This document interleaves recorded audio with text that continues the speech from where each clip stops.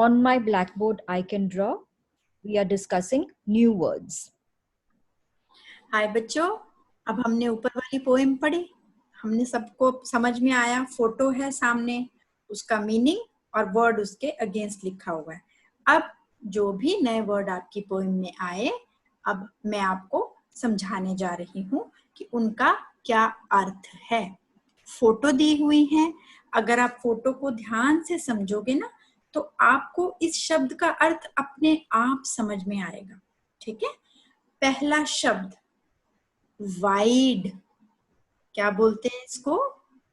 Wide, WIDE, wide. Wide का मतलब होता है बच्चे चौड़ा। ठीक है, चौड़ा मतलब जैसे आप अपने घर के बाहर या अपने घर के आगे जो भी जगह है आपके, एक कोई गली देखते हो, अगर आप उस गली के अंदर खड़े होते हो, आपको पता चलता है छोटी है, बड़ी है, यहाँ से गाड़ी गुजर सकती है कि नहीं, तो हम उसकी चौड़ाई नापते हैं। एक कोने से दूसरे कोने तक की दूरी को बोलते हैं वाइड।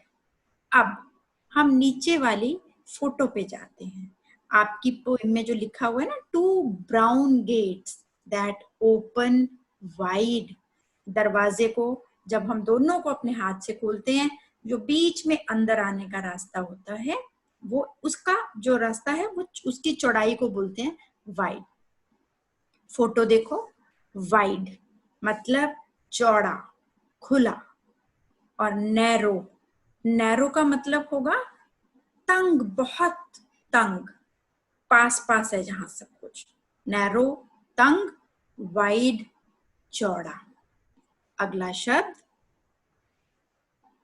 सेकंड शब्द है बेटा इनसाइड। ओके, आप लोग ना, हम लोग सब कई बार गलती करते हैं इस शब्द को लिखने में। हम लोग ना इन और साइड को दो अलग शब्द करके लिखते हैं, बीच में गैप डालते हैं, वो गलत है। इनसाइड हमेशा इकट्ठा लिखा जाता है। ठीक है, इसका मतलब होता है के भीतर या के अंदर। ठीक है, जैसे बोलते हैं my friend is inside the house, मेरी दोस्त जो है घर के अंदर है। तो इनसाइड का मतलब के भीतर। नीचे फोटो देखो, अब आप यहां से समझ में आएगा। पहला है आउटसाइड। ठीक है, तो क्या इस पे अगर हम लिखना हो डॉगी को देख के, द डॉग इज आउटसाइड, उसके आगे जो दूसरी फोटो है वो डॉग घर के अंदर बैठा हुआ है ना। सो वहां पे अगर हमने लिखना हो कि डॉग घर के अंदर है, dog is inside the dog house. ठीक है, ठीक इसी तरह आपकी पोएम में जो है 3 red steps that lead inside, 3 लाल सीढ़ियां जो घर के अंदर को जाती हैं, के अंदर। आगे अगला शब्द करेंगे शाइनिंग। इसका मतलब हम सबको आता है ना। शाइनिंग का मतलब क्या होता है? चमकदार। क्या शाइनिंग होता है? Sun is shining, sometimes moon is shining, sometimes, picture देखो नीचे क्या है, स्टार्स, स्टार्स ऑल्सो शाइन। तो शाइनिंग का मतलब चमकदार। जिस दिन बादल आ जाते हैं बेटा, तो आसमान में कुछ नहीं दिखता, सूरज नहीं दिखता, कभी कभी तारे नहीं दिखते, तो वो नहीं चमकते, तो हम उसको क्या बोलते हैं कि आज बहुत डल है ना। डल का मतलब धुंधला, जब हमें थोड़ा ज्यादा ठीक से नजर नहीं आ रहा। सर्दियों में बेस्ट एग्जाम्पल है, धुंध आती है तो हमें हमारा रास्ता ही डल हो जाता है ना, सड़क नजर नहीं आता कुछ भी। तो शाइनिंग चमकदार, डल धुंधला। अगला शब्द,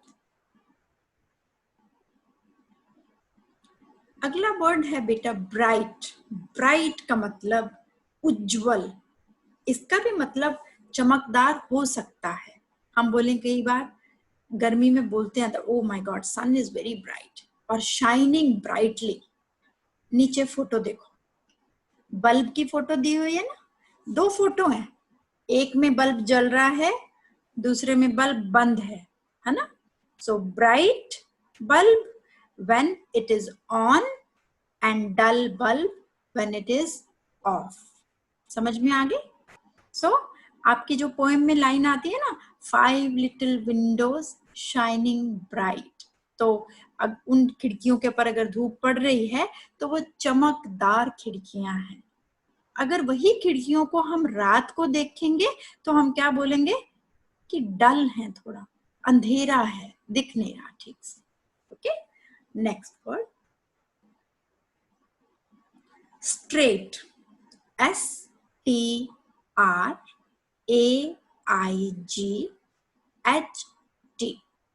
वर्ड्स जो होते हैं बेटा उनके ना स्पेलिंग याद करो अच्छे से, थोड़ा सा जो डिफिकल्ट वर्ड्स हैं।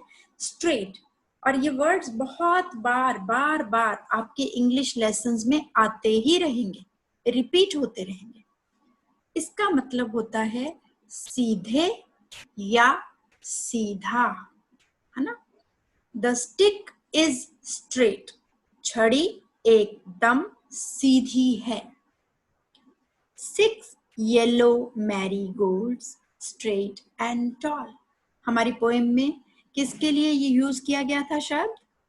गेंदा के फूल, जो पौधे हैं उसके एकदम सीधे, और टॉल का मतलब लंबे हैं। नीचे फोटो पे आते हैं, बहुत अच्छे से समझाया बेटा पिक्चर में। देखो, एक सड़क है, जब आप सब लोग अपने छुट्टियों में गांव जाते हो तो बस में बैठते हो सब लोग, बस में, वैन में, ऑटो में। तो अगर आप आगे बैठे हो तो आप दिखते हो सड़क मोड़दार इधर उधर, तो वो सड़क को हम क्या बोलेंगे? कर्व्ड। सड़क में बहुत सारे कर्व हैं, मोड़। स्ट्रेट सड़क होगी अगर तो सीधा, एकदम सीधी सड़क। तो ये वाली पिक्चर से हमेशा याद रखना, curved road, straight road. Straight के स्पेलिंग भी अच्छे से याद करना बेटा, 4-5 बार बोल के। STRAIGHT, स्ट्रेट, सीधा। नेक्स्ट वर्ड, अब हमारा नेक्स्ट वर्ड आ गया टॉल। टॉल का मतलब लंबा, TALL, टॉल। टॉल का मतलब लंबा। क्या था हमारी पोएम में? 6 yellow marigolds straight and tall, 6 गेंदा के फूल सीधे और लंबे। बहुत सारी चीजें टॉल हो सकती हैं, टॉल ट्री, टॉल बिल्डिंग। यहाँ जो फोटो में दिखाया गया है उसमें क्या है? टॉल मैन, है ना? एक लंबा आदमी, शॉर्ट बेबी, छोटा बच्चा। सो टॉल का मतलब लंबा, शॉर्ट का मतलब छोटा। स्पेलिंग TALL, टॉल, टॉल लंबा। SHORT, शॉर्ट, छोटा। Thank you. ओके, हमारा एक शब्द रह गया बेटा, last word is against. Against की स्पेलिंग क्या है? AGAINST, AGAINST। अगेंस्ट का मतलब होता है विरुद्ध या के खिलाफ। Okay, my mother nowadays is against sending me anywhere. मेरी मम्मा मेरे कहीं भी जाने के विरुद्ध है। आजकल मना करते हैं ना सब लोग कि कहीं नहीं जाना, घर पे बैठो, है ना? तो उसको बोलते हैं अगेंस्ट होना, किसी चीज के अगेंस्ट होना। ठीक है, स्पेलिंग देखो, AGAINST, बार बार पढ़ के लिख के इसको याद करना है। ठीक है, विरुद्ध। और आपकी पोएम में ये लाइन आई थी, growing up against the wall, दीवार के विरुद्ध का मतलब होता है इसमें, यहाँ पे ये लाइन में ऑपोजिट, दीवार के एकदम साथ में सट के वो पौधा खड़ा है। अब नीचे का फोटो देखो, ग्रीन कलर में क्या बना हुआ है? Thumbs up, so I am for this. For का मतलब कि यस, मैं इसकी फेवर में हूं, जो हो रहा है मैं उसकी फेवर में हूं।